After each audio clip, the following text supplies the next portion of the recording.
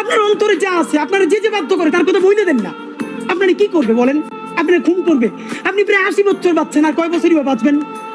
আপনি কি খাবেন, কি বাঁচবেন? আপনি বরং যদি আপনার আর্মি মেরে ফেলে, আপনারা যদি ভারতীয় আধিপত্যবাদ গুলি করে, আপনাকে যদি হত্যা করা হয়, কিন্তু সেই রক্তের বিনিময়ে যদি আপনি শহীদদের রক্তের বিনিময়ে নতুন বাংলাদেশ গড়ে যেতে পারেন, আগামী 1000 বছর বাংলাদেশের মানুষ নামাজে প্রার্থনায় আপনার জন্য শুধু দোয়া করবে।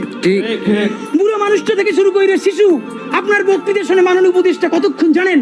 যতক্ষণ আপনি জুলাইয়ের জবানে কথা বলেন।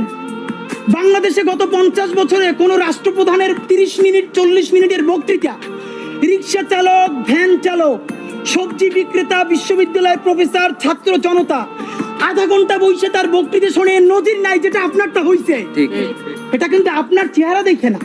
আপনি রাজনৈতিক দল করছিলেন, ফেরও করছেন, কিন্তু এইবার যে আপনার এই বাংলাদেশের পক্ষে হৃদয় নিংড়ে ভালোবাসা, আপনি যখন বক্তৃতা করেন আপনি আর্টিফিশিয়াল কিছু বলেন না, কিন্তু আপনি যখন ঘোষণাপত্র বললেন আপনার চেহারায় আর্টিফিশিয়াল ছাপ।